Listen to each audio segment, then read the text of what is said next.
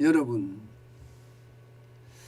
세계 시장에 대한 경기 침체, 요즘 경고가 잇따라 올라오고 있습니다.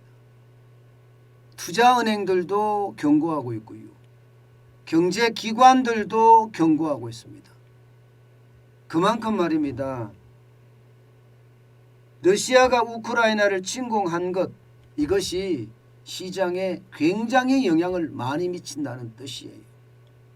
특히 말입니다. 미국 시장은 오히려 굉장히 많이 떨어질 거다, 이런 전망치가 속속 나오고 있어요.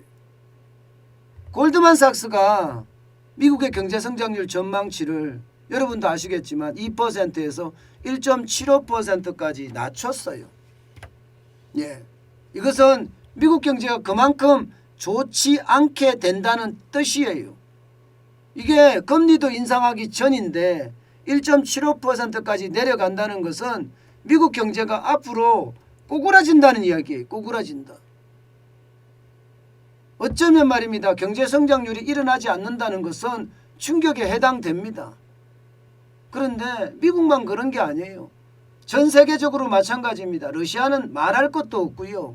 올해 전망치가 마이너스 15% 이상 갈 거라고 예상할 정도니까 러시아는 그냥 경제가 망했다, 이렇게 생각을 하면 되고요.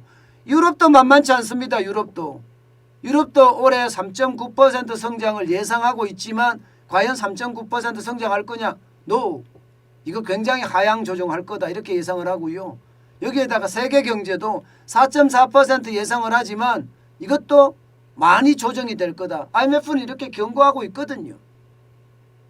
예, 그만큼 말입니다. 경기 침체입니다. 경기 침체가 굉장히 빠른 속도로 일어나고 있다는 거예요. 빠른 속도로. 예, 야, 이렇게 되면 여러분, 경기 침체가 빠른 속도로 일어나는데 금리를 인상할까? 이제 이 문제가 생기잖아요. 이 문제가. 그런데 하나같이 이야기하는 것은 금리를 인상한다예요. 예. 실제 제롬 파월 연방준비제도, 우리 같으면 이제 중앙은행이죠. 중앙은행 의장도 0.25%포인트 인상을 제안하고 지지할 의사가 있다. 예, 지지할 의사가 있다. 이렇게 이야기했습니다. 이미 말입니다. 이미 했어요. 그러니까 결국은 0.25% 인상, 쉽게 말하면 베이비 스텝이죠. 베이비 스텝은 그냥 간다는 뜻이잖아요. 0.25% 인상해서 간다는 뜻이잖아요. 예. 지금까지 빅 스텝은 아니에요. 0.5%포인트를 인상하는 것은 아니지만 결국 0.25%포인트는 인상을 한다는 이야기인데, 이렇게 인상을 하게 됐을 때 시장에 영향이 없을까요? 경기가 침체 구도로 지금 가고 있는데 0.25%라는 금리를 인상하면 당연히 영향을 미칩니다. 더 큰 문제는 지금 제롬 파월 연방준비제도 의장은요, 0.5%도 생각이 있다, 이렇게 이야기합니다. 생각이 있다. 왜냐하면 미국의 소비자 물가가 2월에 엄청나게 올라갔습니다. 7.9%까지 올라갔어요. 7.9%까지 소비자 물가가 올라가니까 거기에 대한 충격이 있을 수밖에 없습니다. 충격이.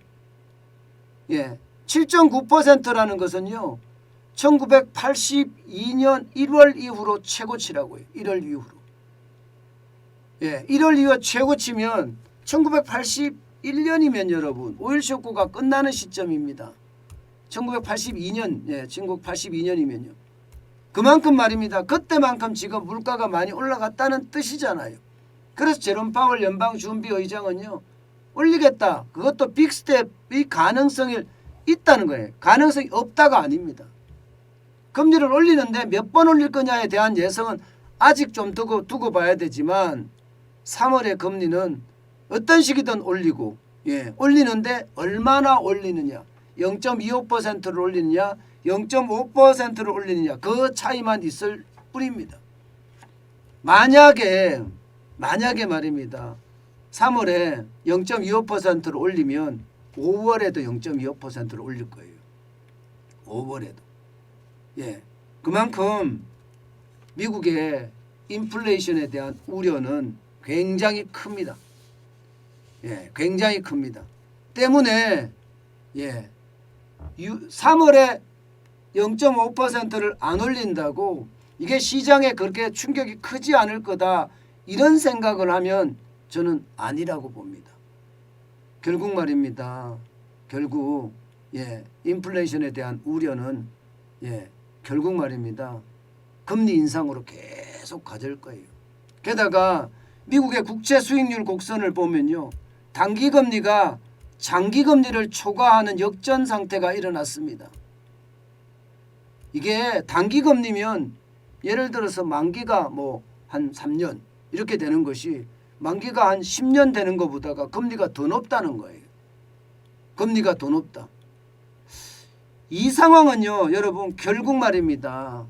경기가 앞으로 둔화될 거라는 거예요. 일반적으로 국채금리라는 게 기간이 길면 길수록 이자가 많아야 되잖아요. 그죠?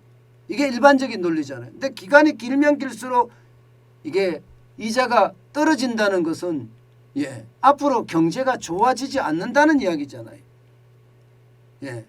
그런데도 불구하고 지금 금리를 올릴 수밖에 없는 상황. 그만큼 인플레이션에 대한 우려가 크다는 이야기가 되겠습니다. 아마 영국이 지금 금리를 올렸잖아요. 그죠? 영국이 올렸습니다. 그리고 캐나다나 이런 주요국들도 지금 줄줄이 올리려고 대기하고 있습니다. 결국은 미국의 금리 인상을 보고 상황에 따라서 올리겠다는 이야기인데 미국이 금리를 올리게 되면 경기가 침체되는 그런 최악의 상황을 지금 가져온다고 하더라도요. 어쩔 수 없이 물가를 잡는데 더 신경을 쓰겠다. 쉽게 말하면 인플레이션 파이터로서의 역할을 제대로 하겠다. 이런 얘기가 됩니다. 우리도 마찬가지입니다. 미국이 금리를 올리면요. 한 번쯤은 안 올릴 수가 있어요. 참을 수가 있지만 저는 그래서 2월에 금리를 올렸어야 된다고 생각하거든요.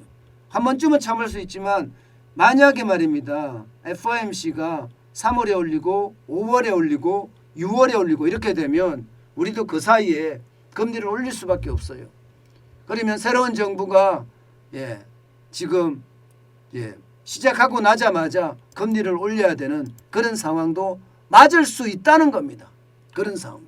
그만큼 빠르게 금리에 대한 어떤 상황은 커진다. 이렇게 저는 해석합니다.